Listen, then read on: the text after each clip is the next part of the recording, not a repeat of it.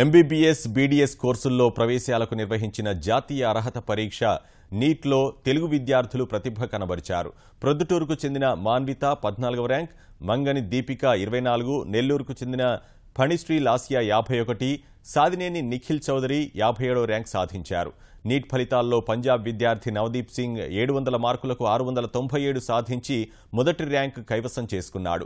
మధ్యప్రదేశ్కి చెందిన అర్చిత్ గుప్తా 2, మనీష్ ముల్చందాని 3వ ర్యాంక్ దక్కించుకున్నారు.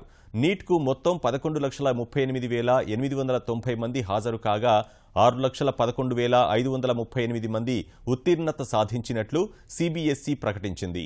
వారిలో 2,66,221 మంది అబ్బాయిలు కాగా 3,45,313 మంది అమ్మాయిలున్నట్లు వివరించింది. 8 మంది ట్రాన్స్జెండర్లు కూడా పరీక్ష రాయగా 5గురు ఉత్తీర్ణత సాధించినట్లు సీబీఎస్ఈ తెలిపింది. పరీక్షలో హిందీ, ఆంగ్ల భాషల ప్రశ్నాపత్రాలు ఒకేలా ఉన్నాయని, ఆంగ్ల, తమిళ ప్రశ్నాపత్రాల మధ్య వ్యత్యాసాలున్నాయని తమిళ విద్యార్థులు హైకోర్టును ఆశ్రయించగా ఫలితాలను విడుదల చేయరాదంటూ తీర్పు వెలువడింది.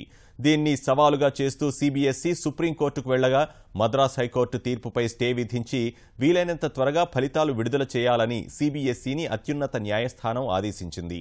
ఫలితంగా సీబీఎస్ఈ ఇవాళ ఫలితాలు విడుదల చేసింది.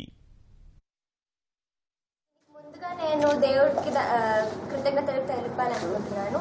ఆ తర్వాత మా తల్లిదండ్రుల సపోర్ట్ కూడా చాలా ఉండింది. అన్నిటికంటే ముఖ్యంగా మా Nellore Narayana junior college branch teaching, non teaching staff అందరికీ నేను చాలా కృతజ్ఞతలు తెలిపాలనుకుంటున్నాను. మా షెడ్యూల్ ప్రకారమే మేము మా టీచర్స్ అందరూ మమ్మల్ని తీసుకెళ్ళి ఎవ్రీ వీక్ 2 ఎగ్జామ్స్ కండక్ట్ చేసేవాళ్ళు. ఆ ఎగ్జామ్స్ని మేము సీరియస్గా తీసుకొని బాగా ఎప్పటికప్పుడు పోర్షన్స్ కంప్లీట్ చేసుకొని చేయడం వల్లే ఇది సాధించానని నేను